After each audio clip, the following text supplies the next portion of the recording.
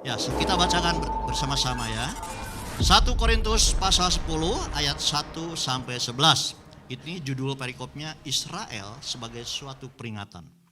Ayat yang pertama, aku mau supaya kamu mengetahui saudara-saudara bahwa nenek moyang kita semua berada di bawah perlindungan awan dan bahwa mereka semua telah melintasi laut. 2, untuk menjadi pengikut Musa, mereka semua telah dibaptis dalam awan dan dalam laut. 3, mereka semua makan makanan rohani yang sama. 4, dan mereka semua minum minuman rohani yang sama, sebab mereka minum dari batu karang rohani yang mengikuti mereka, dan batu karang itu ialah Kristus.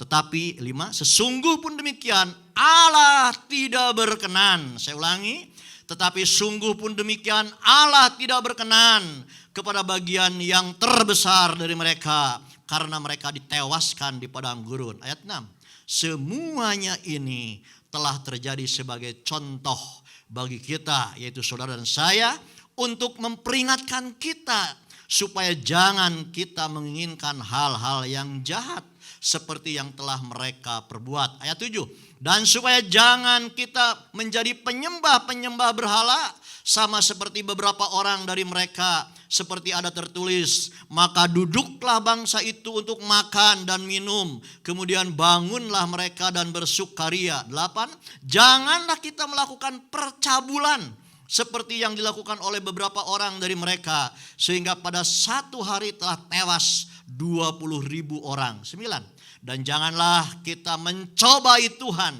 seperti yang dilakukan oleh beberapa orang dari mereka, sehingga mereka mati di pagut ular. 10, dan janganlah bersungut-sungut seperti yang dilakukan oleh beberapa orang dari mereka, sehingga mereka dibinasakan oleh malaikat maut. 11, semuanya ini telah menimpa mereka sebagai contoh dan dituliskan untuk menjadi peringatan bagi kita, yaitu saudara dan saya yang hidup pada waktu di mana zaman akhir telah tiba. Katakan bersama-sama, amin.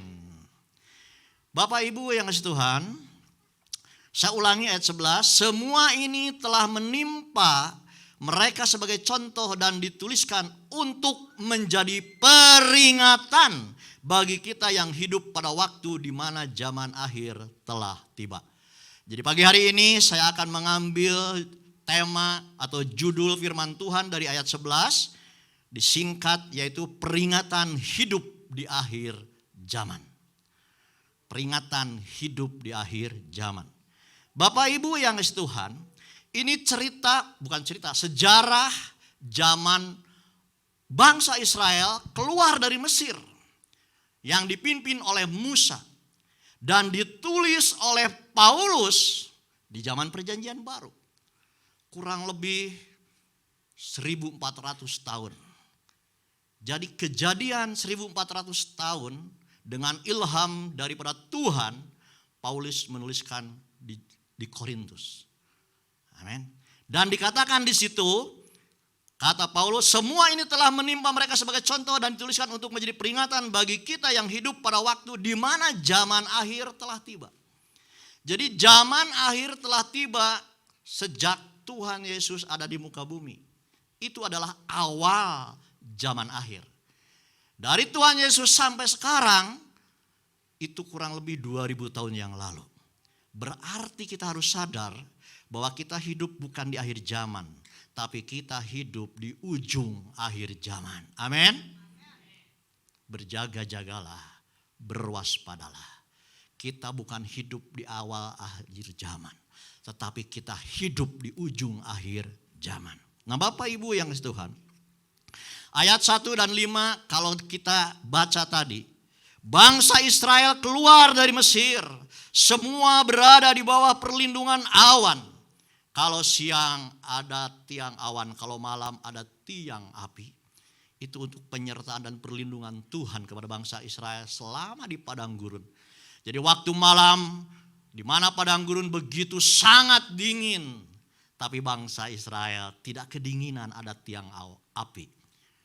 Pada siang hari di padang gurun yang begitu panas, tapi Tuhan melindungi dengan tiang awan Itu pemeliharaan Tuhan.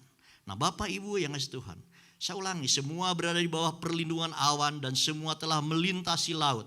Semua telah dibaptis dalam awan dan dalam laut untuk menjadi pengikut Musa. Bahkan makanannya makanan rohani yang sama. Mana? Ya. Nama roti dari surgawi itu mana. Dan minum minuman rohani yang sama, minuman dari batu karang yang sama. Yang Paulus tulis dalam Korintus, batu karang itu adalah Kristus.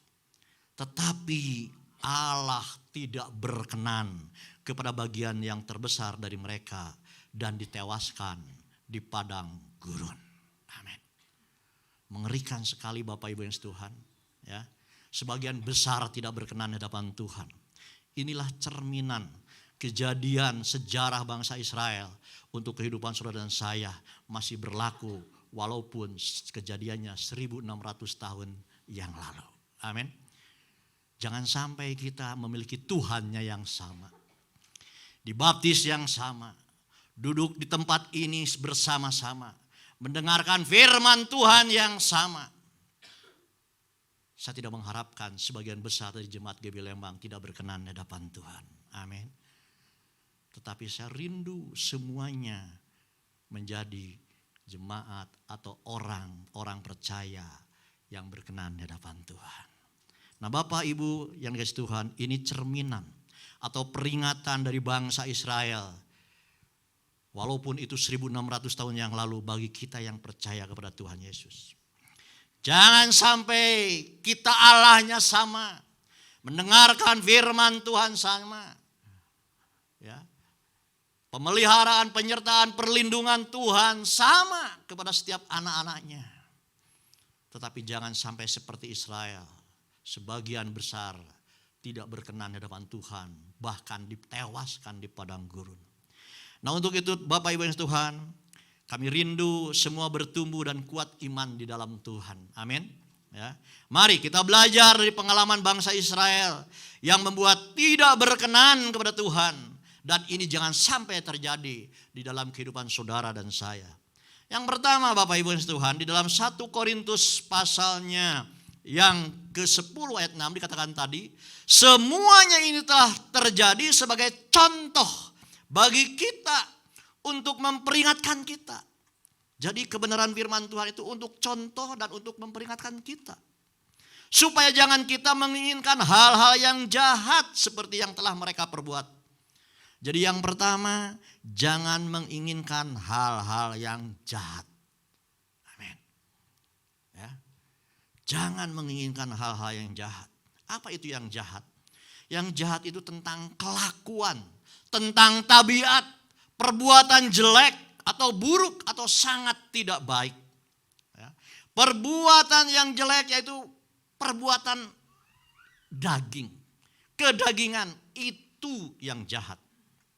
Sebab firman Tuhan dikatakan di dalam Roma pasal 8 ayatnya 6 sampai 8 berkata demikian. Karena keinginan daging adalah maut. Ya. Roma 8 ayat 6 sampai 8 dikatakan karena keinginan daging adalah maut tetapi keinginan roh adalah hidup dan damai sejahtera. Ayat 7. Sebab keinginan daging adalah perseteruan terhadap Allah. Karena ia tidak takluk kepada hukum Allah. Hal ini memang tidak mungkin baginya. 8. Mereka yang hidup dalam daging tidak mungkin berkenan kepada Allah. Amin. Yang hidup dalam daging. Artinya hidupnya hidup kedagingan. Hawa nafsu. Tidak berkenan dengan Tuhan. Keinginan daging adalah maut. Keinginan daging perseteruan dengan Allah. Kalau kita mengumbar hawa nafsu keinginan daging, pada hakikatnya kita sedang memusuhi Allah. Sedang berseteru dengan Allah. Keinginan daging tidak berkenan kepada Allah. Amin. Pertanyaannya apakah perbuatan daging itu? Ada firman Tuhan yang mengatakan di dalam Galatia 5 ayat 19. Perbuatan daging telah nyata. Yaitu percabulan, kecemaran, hawa nafsu ayat 20. Penyembahan berhala, sihir, perseteruan, perselisihan, iri hati, amarah, kepentingan diri sendiri, percederaan, roh pemecah. 21. kedengkian, kemabukan, pesta pora, dan sebagainya. Itu adalah indikator-indikator perbuatan daging yang tidak berkenan di hadapan Tuhan. Dan konsekuensinya, Bapak Ibu yang kasih Tuhan, saya akan bacakan.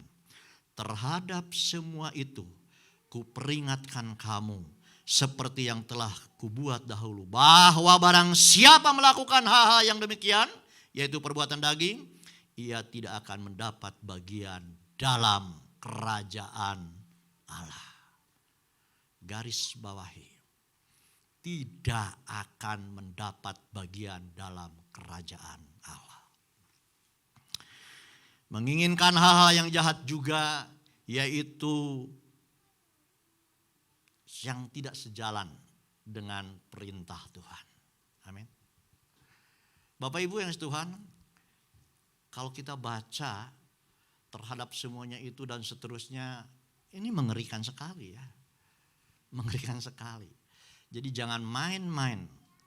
Ya, sebagai orang percaya tidak cukup percaya titik sudah, enggak.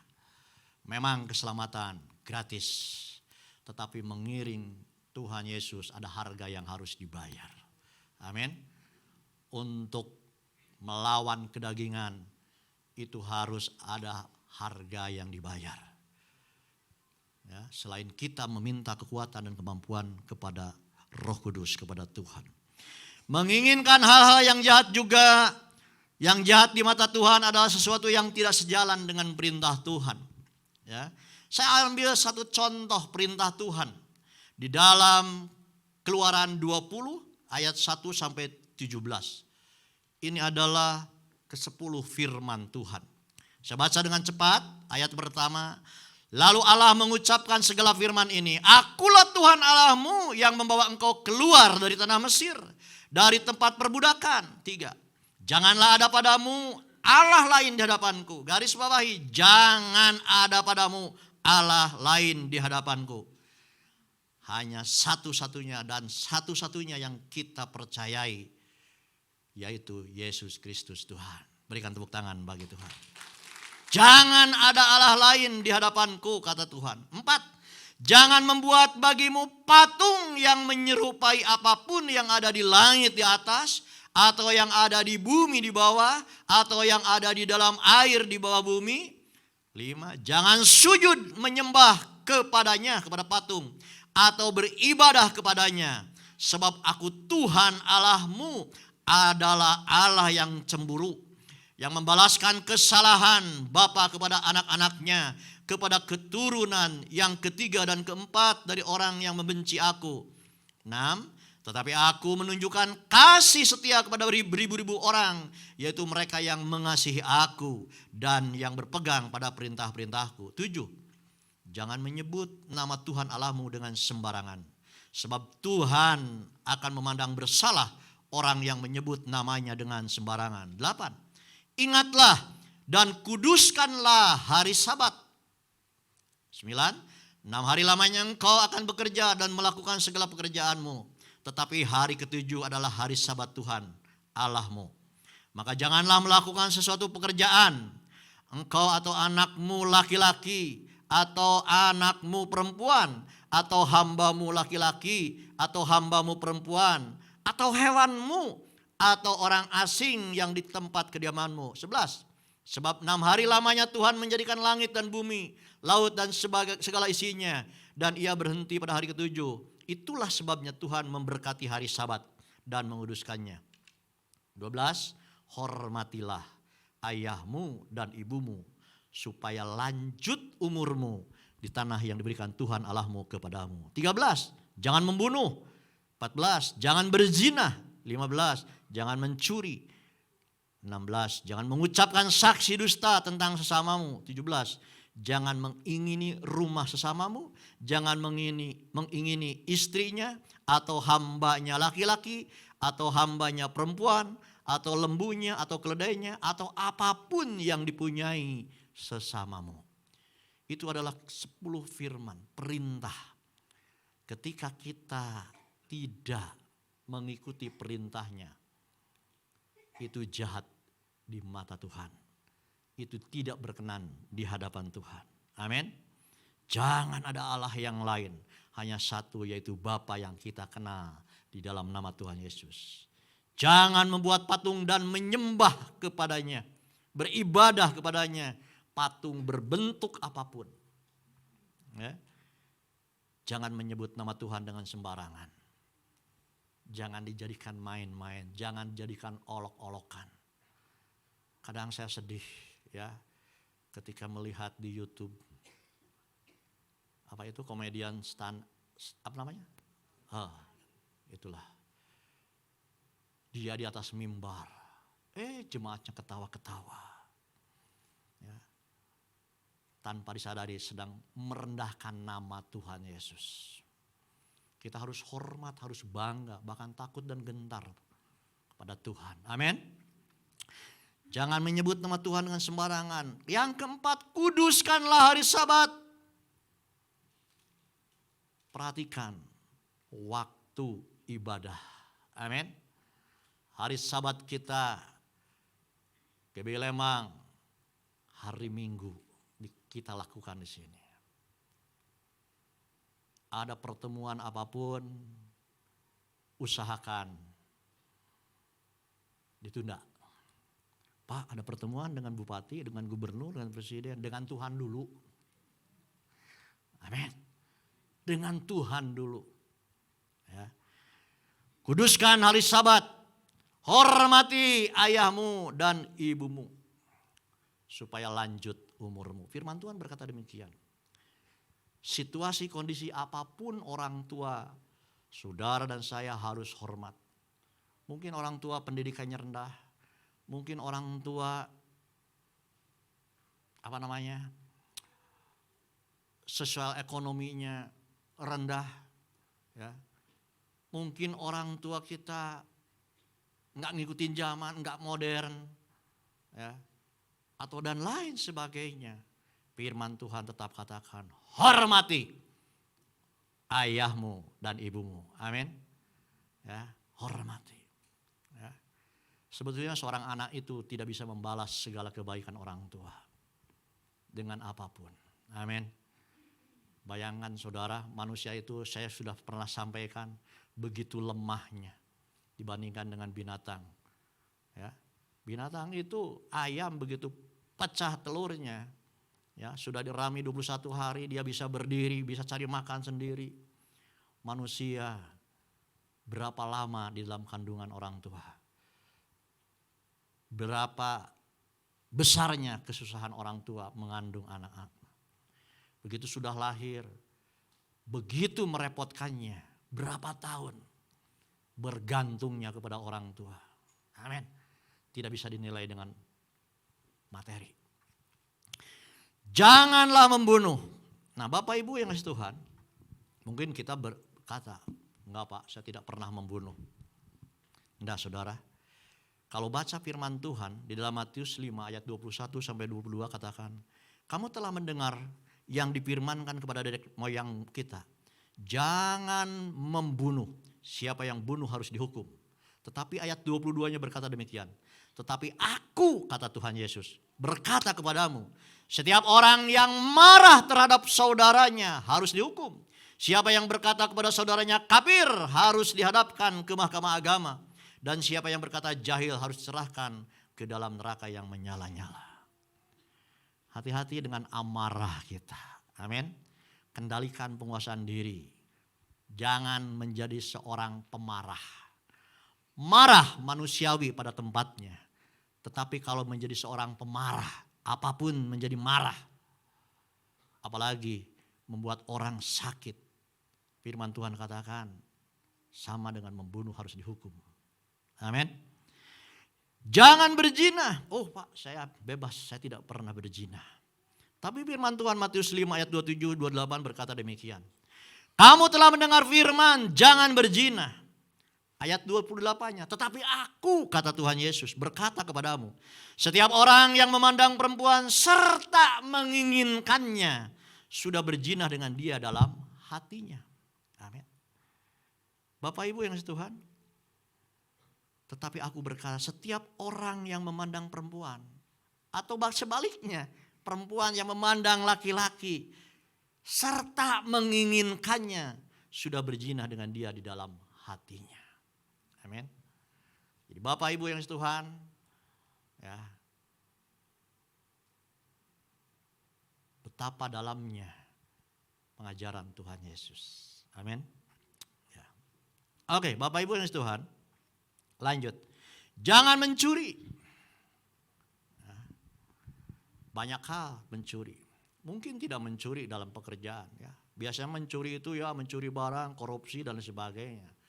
Tapi kadang tanpa disadari, bekerja bisa saja mencuri waktu. Amin ya. Mencuri waktu nggak kelihatan, nggak jadi uang. Tapi tetap saja itu mencuri.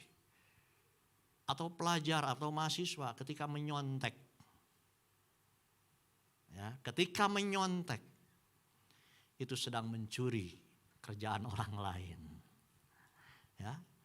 Jadi sebetulnya mencuri juga luas, Bapak Ibu yang Tuhan. Ya. Berikutnya, jangan berdusta. Ya, ini menipu, ya. Berbohong, menghalalkan segala cara. Yang penting saya dapat yang saya inginkan. Sekalipun dengan cara berdusta, menipu. Ya. Bahkan Bapak Ibu yang Tuhan, kadang tanpa disadari hamba-hamba Tuhan pun ya, ketika ada di atas mimbar bersaksi. Ya. Apakah bersaksinya betul? Ya. Atau hanya ingin supaya wah, bisa saja. Amin. Ya, bisa saja. Saya di sini bersaksi yang wah, padahal bohong bisa. Itu berdusta. Jadi semua orang bisa berdusta. Ya, karena punya keinginan-keinginan. Mungkin ada yang keinginannya materi, kekayaan, pangkat dengan berdusta, ketenaran bisa. Tapi firman Tuhan katakan jangan berdusta. Jangan mencuri. Bapak Ibu yang Tuhan, Matius 5 ayat 37 berkata demikian. Jika ya hendaklah kamu katakan ya, jika tidak hendaklah kamu katakan tidak. Apa yang lebih daripada itu berasal dari si jahat. Sekalipun di atas mimbar bersaksi kalau itu bukan ya, kalau itu ada dustanya itu dari si jahat. Dan yang berikutnya, jangan mengingini milik orang lain. Sekalipun dengan dalih iman. Ya. Wah, ada mobil bagus dalam nama Tuhan Yesus. Jadi milik saya. Ya, ini pengajaran yang aneh-aneh. Dari milik saya. Nggak tahu Pak, itunya kaca pintunya buka. Nggak boleh saudara, ya nggak boleh. Hati-hati sekarang, jangan kagum, jangan terpesona dengan gereja yang besar. Dengan jemaat yang besar. Kemarin hari Sabtu di sini ada MDPJ. Ya, Gembala pembina kita Bapak Pendeta Dr. Insinyur Niko Nyoto Raharjo menyampaikan hasil hasil survei ya. Walaupun tidak dijelaskan panjang lebar, tapi ternyata di Amerika gereja-gereja yang besar, yang jemaatnya banyak, hamba Tuhannya, gembalanya tidak alkitabiah kalau menyampaikan khotbah. Lebih banyak motivasi seperti motivator. Lebih banyak menyukakan telinga jemaat. Yang penting jemaat senang, jemaat datang, persembahan banyak, kaya. Amin. Tapi puji Tuhan kita berdoa di sini, semua yang kita undang, biarlah yang disampaikan kebenaran firman Tuhan. Berikan tepuk tangan bagi Tuhan. Gereja butuh uang, tapi itu bukan segala-galanya. Saya lebih merindukan seluruh jemaat Tuhan bertumbuh di dalam Tuhan. Berikan tepuk tangan bagi Tuhan. Bapak Ibu yang di Tuhan, sumber si jahat itu iblis. Ya. Yohanes 8 ayat 44 dikatakan, iblislah yang menjadi bapamu dan kamu ingin melakukan keinginan-keinginan bapamu. Ia, iblis, adalah pembunuh manusia sejak semula. Pembunuh manusia. Artinya iblis itu ingin sekali menarik setiap manusia untuk bisa bersama-sama dengan dia ke neraka. Karena iblis sudah ditetapkan kelak masuk neraka untuk menyakiti hati Tuhan. Dia ingin menarik yang dikasihinya, anak-anaknya, supaya bisa bersama-sama dia dengan neraka.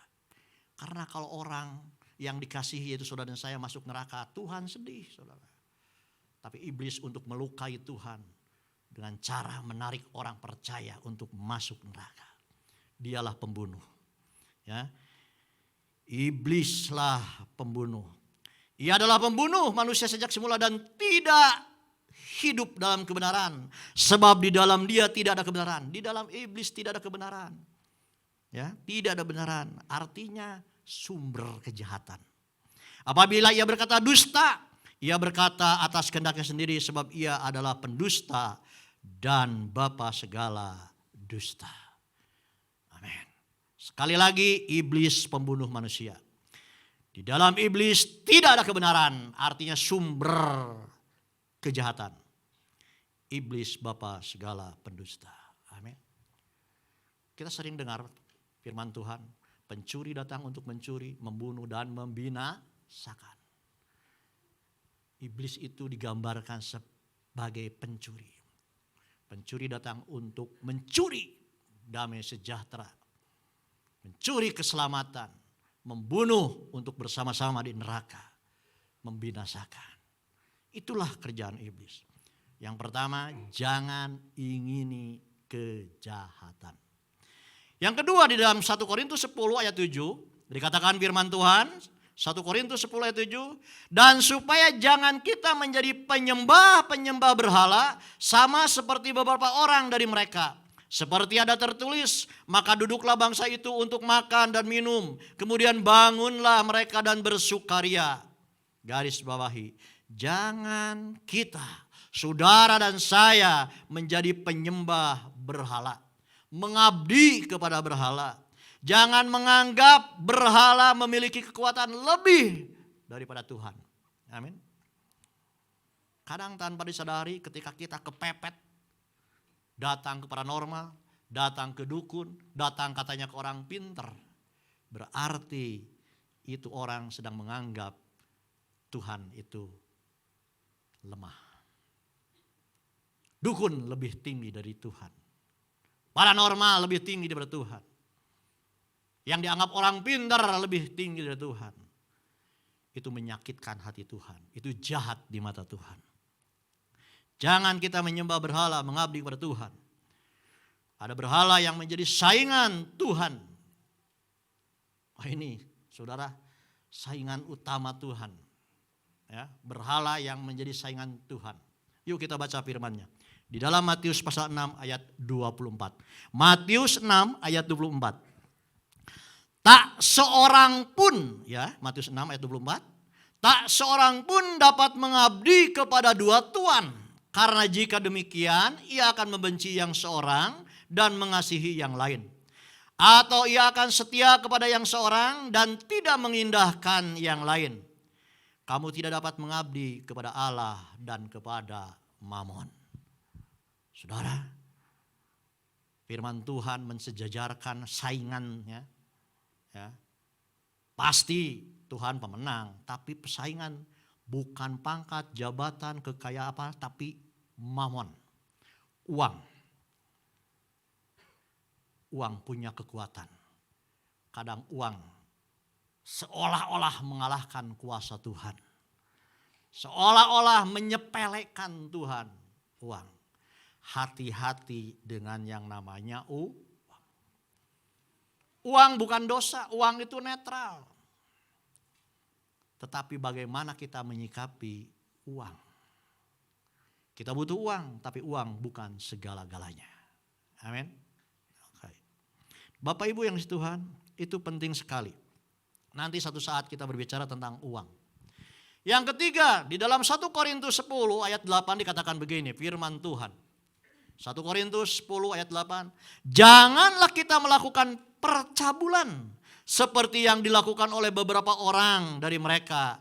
Sehingga pada satu hari telah tewas 23.000. Ini yang dilakukan bangsa Israel ketika keluar dari Mesir. Ya.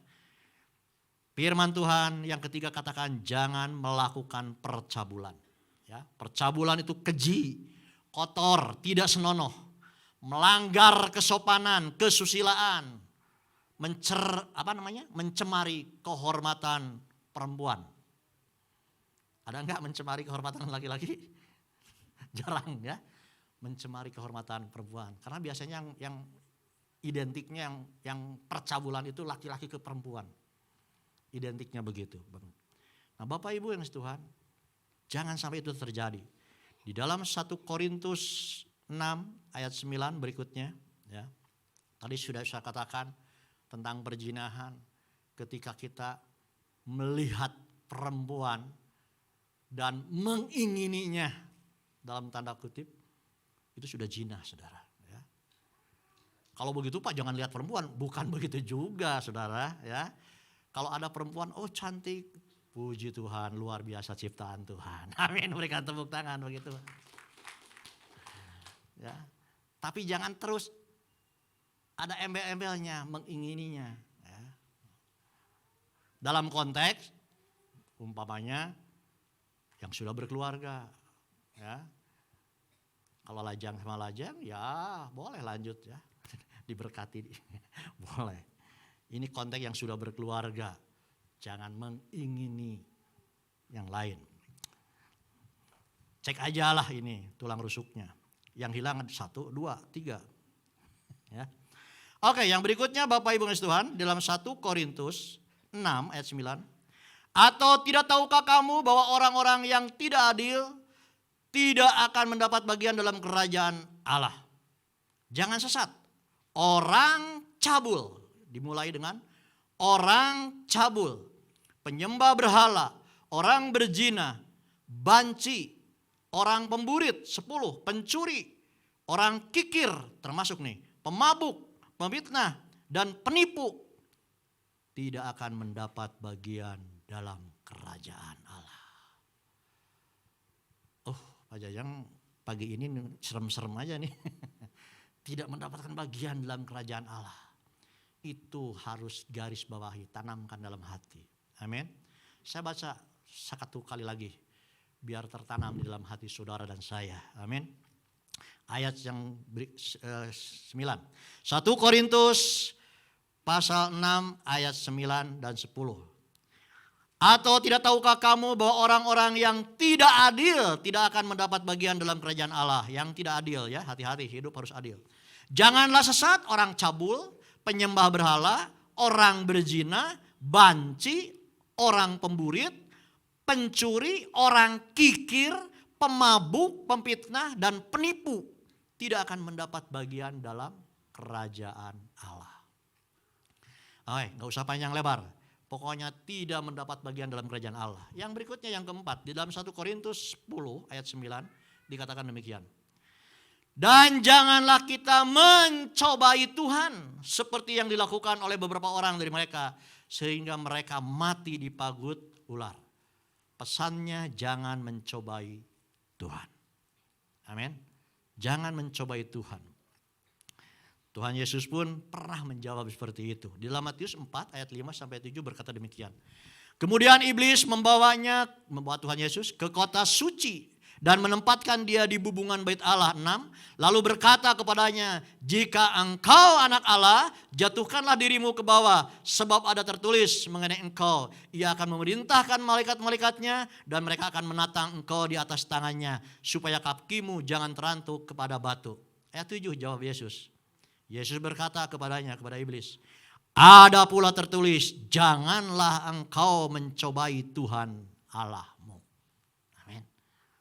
Tuhan Yesus ketika ada di dunia, ya, sebagai manusia secara kasat.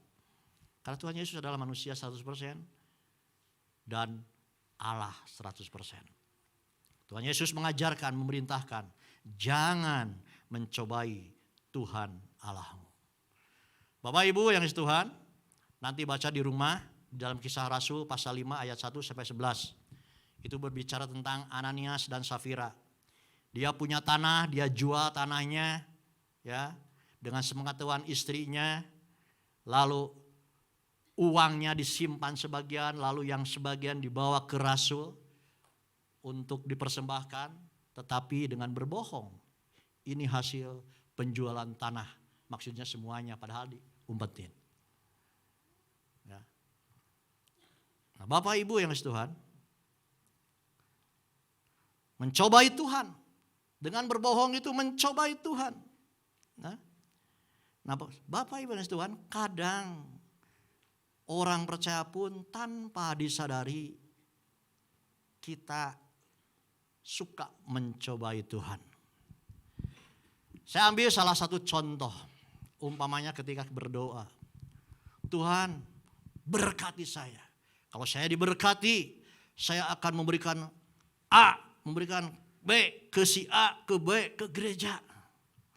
Sepertinya baik, tapi cek motivasi kita. Jangan-jangan pinginnya kelebihannya. Betul enggak? Ya. Hanya mancing. Ya. Tuhan berkati Tuhan. Padahal dalam hatinya, ya kalau diberkati 100 ngasihnya ya 10 lah. Ya. Tanpa disadari. Sedang mencobai Tuhan. Maka setiap doa-doa kita, cek hati kita. Murni, motivasi kita benar atau tidak. Jangan mencobai Tuhan. Banyakkah mencobai Tuhan? Ya.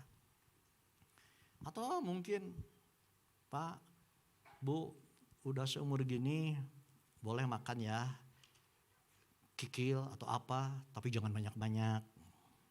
Gak apa-apa lah. Habis banyak juga gak apa-apa. Yang penting doa dulu. Kita doakan dalam nama Tuhan Yesus. Itu sedang mencobai Tuhan. Saya yakin dan percaya, amin, dimakan dan asam urat terjadi. Jangan saudara, ya, jangan ngeroh-ngeroh lah. Karena kesehatan, ya, ilmu pengetahuan yang benar, yang dari dokter, sumbernya dari Tuhan. Amin. Ya. Dokter menggali ilmu pengetahuan bahwa ini enggak boleh, itu boleh. Itu menemukan yang menciptakan itu tuh Tuhan. Janganlah mencobai Tuhan.